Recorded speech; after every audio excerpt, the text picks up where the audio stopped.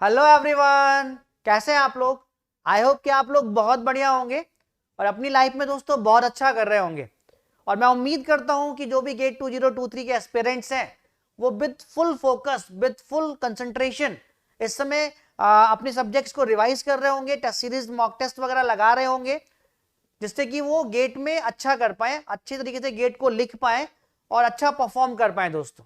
सो आज की वीडियो भी गेट 2023 के एस्पिरेंट्स के लिए ही है और बहुत ज्यादा इंपॉर्टेंट वीडियो है ये आपके लिए, क्योंकि मैं आपको यहाँ पे बताने वाला हूं कि आपको किन किन टॉपिक्स का ज्यादा रिवीजन करना है, हर सब्जेक्ट में किन किन टॉपिक्स को ज्यादा रिवाइज करना है, किन किन टॉपिक्स पे ज्यादा फोकस करना है।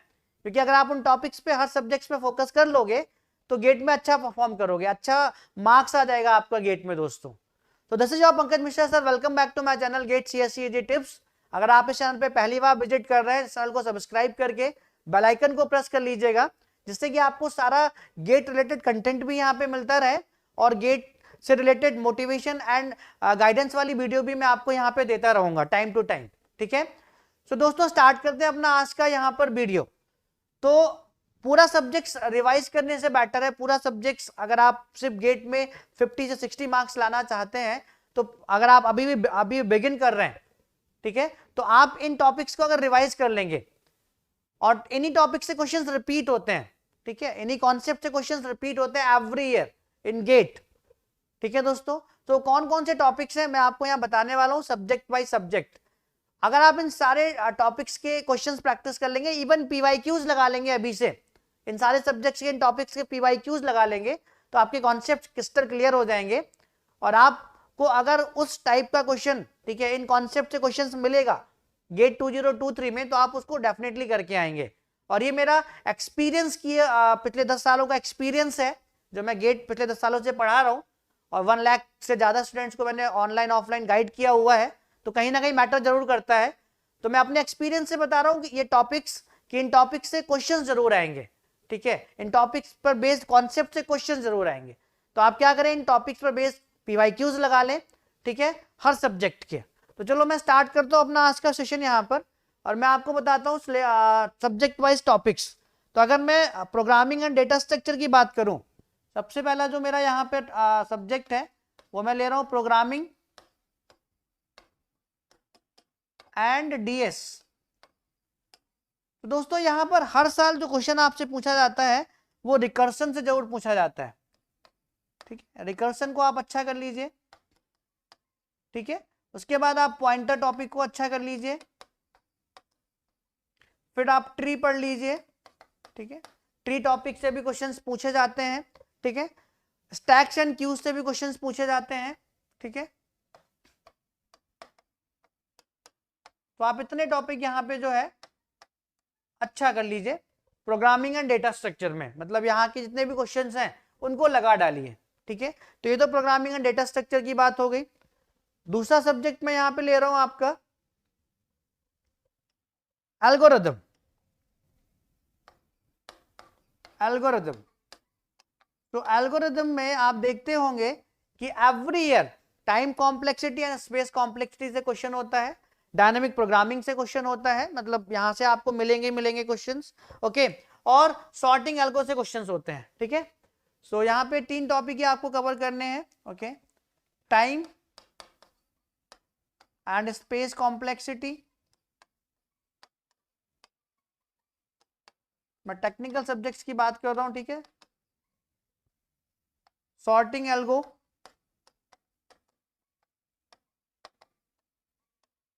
एंड आपको डायनामिक प्रोग्रामिंग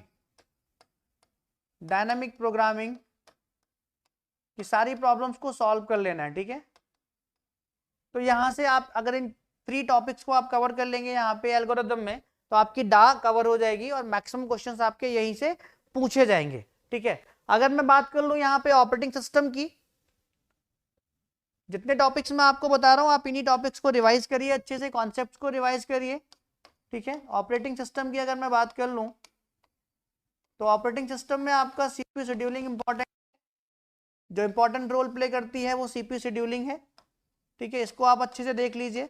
और आई थिंक कि कोई बच्चा CPU शेड्यूलिंग का क्वेश्चन गलत करेगा, ठीक है, CPU शेड्यूलिंग का क्वेश्चन हर बच्चा अच्छे से अटेम्प्ट करता है, तो CPU शेड्यूलिंग आप देख लीजिए।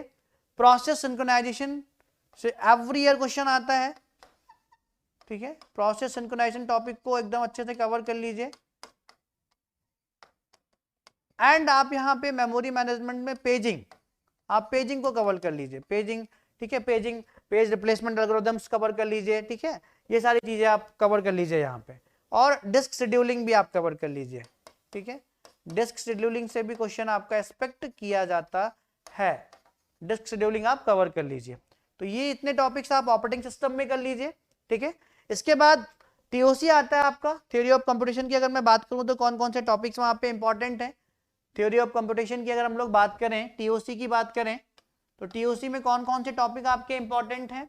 Regular expression and finite automata, maximum question आपका regular expression and finite automata या ट्यूरिंग मशीन या एंड डिसाइडेबिलिटी या आपका डीएफए एंड सीएफएल से पूछा जाता है, पीडीए एंड सीएफएल से पूछा जाता है, कॉन्टेक्स्ट फ्री लैंग्वेज से, ठीक है।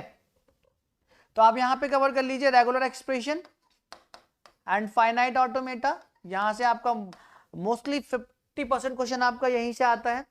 उसके बाद आप यहां पे CFL, context free language and PDA complete कर लीजिए। And then Turing machine and decidability, decidability of machine, ठीक है। डिसाइडेबिलिटी ऑफ ट्यूरिंग मशीन आप ये कवर कर लीजिए, ठीक है। यहां से आपको मैक्सिमम क्वेश्चन टीओसी में टॉपिक से आपको मिल जाएगा, ठीक है। अगर मैं बात करूं कंपाइलर डिजाइन की, तो मैं आपको इंपॉर्टेंट टॉपिक बता रहा हूं दोस्तों, इनको आप कवर कर लेंगे तो 60 मार्क्स आपके कहीं नहीं गए, ठीक है। कंपाइलर डिजाइन की बात कर लें, अगर मैं यहाँ पे कंपाइलर डिजाइन की बात कर लूं, तो कंपाइलर डिजाइन में मैक्सिमम पोर्शन आपका पार्सिंग का होता है, पार्सिंग आप कवर कर लीजिए। पार्सिंग में आप टेबल कंस्ट्रक्शन देख लीजिए, मोस्टली आप टॉप डाउन पार्सर का देखिए, LL1 का टेबल कंस्ट्रक्शन देख लीजिए, LL1 का टेबल कंस्ट्रक्शन देख लीजिए आप, ठीक है। बाकी कॉन्सेप्ट रख लीजिए यहाँ पे। उसके बाद आप जो है यहाँ पे SDT देख लीजिए, सिंटेक्स डायरेक्टेड ट्रांसलेशन रूल्स देख लीजिए। एंड लास्ट में आप यहाँ पे जो है, लास्ट में आप यहाँ पे कोड ऑप्टिमाइजेशन की टेक्निक्स वगैरह देख लीजिए, कोड ऑप्टिमाइजेशन की टेक्निक्स, कोड ऑप्टिमाइजेशन की टेक्निक्स आप यहाँ पे देख लीजिए। तो अगर ये कवर कर लेंगे तो सीधी आपकी 5 to 6 मार्क्स जो भी आती है वो कवर हो जाएगी, ठीक है। छोटा सब्जेक्ट है। इसके बाद अगर मैं बात कर लूँ कंप्यूटर नेटवर्क की, जो मेरा फेवरेट सब्जेक्ट है, कंप्यूटर नेटवर्क की अगर मैं बात करूं, कंप्यूटर नेटवर्क की अगर हम लोग बात करें, तो यहाँ पे हमें क्या क्या कवर करना है। यहाँ पे हमें कवर करना है सबसे पहले आईपी एड्रेसिंग कवर कर लेनी है। क्या कवर कर लेनी है, आईपी एड्रेसिंग से बहुत क्वेश्चंस पूछे जाते हैं, इसमें आपकी सबनेटिंग और सुपरनेटिंग भी आपको कवर कर ले, सबनेटिंग और सुपरनेटिंग भी आपको कवर कर लेनी है यहाँ पे। फिर उसके बाद आप फ्लो कंट्रोल, इंपॉर्टेंट टॉपिक है यहाँ पे, सीएन में फ्लो कंट्रोल, फ्लो कंट्रोल आप यहाँ पे पढ़ लीजिए। फ्लो कंट्रोल के बाद तीसरा टॉपिक यहाँ पे है, फ्लो कंट्रोल के बाद जो आपका यहाँ पे थर्ड टॉपिक है, ठीक है, वो आपका है IPv4 का हेडर फॉर्मेट एंड फ्रेगमेंटेशन से रिलेटेड क्वेश्चंस भी आपके यहाँ पे रहेंगे। IPv4 header format, header and fragmentation से रिलेटेड काफी क्वेश्चंस आते हैं।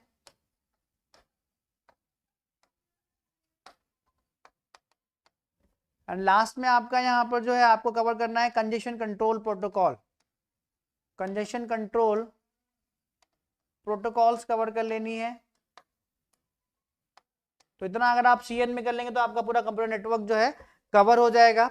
अगर बात करूं मैं यहाँ पे डीवीएमएस की, डेटाबेस मैनेजमेंट सिस्टम की, अगर हम लोग यहाँ पे डीवीएमएस की बात करें, डीवीएमएस की बात करें, डेटाबेस मैनेजमेंट सिस्टम की बात करें, तो यहाँ पे आपको कवर कर लेना SQL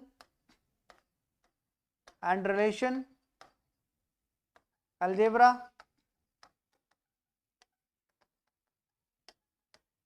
SQL and relational algebra, ठीक है। उसके बाद आपको यहाँ पे कवर कर लेना है ट्रांजैक्शन एंड कंकरेंसी, ओके। उसके बाद आपको यह नॉर्मलाइजेशन कवर कर लेना है, नॉर्मलाइजेशन से क्वेश्चन जरूर आते हैं, ट्रांजैक्शन एंड कंकरेंसी कवर कर लेनी है।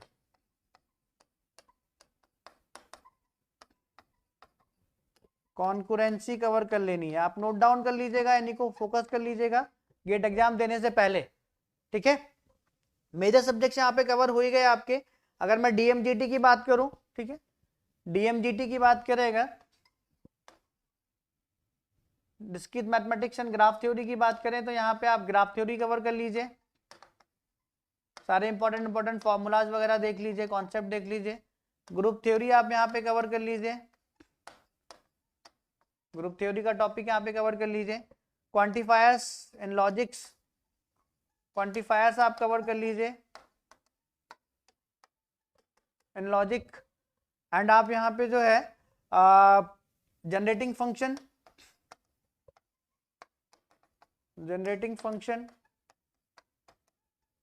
And recurrence relations, okay, RR recurrence relation cover कर लीजिए।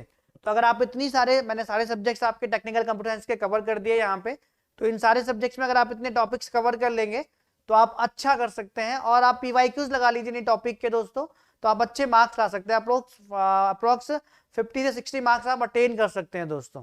तो थैंक यू सो मच, मुझे आपको यही बताना था। Thank you so much my dear friends.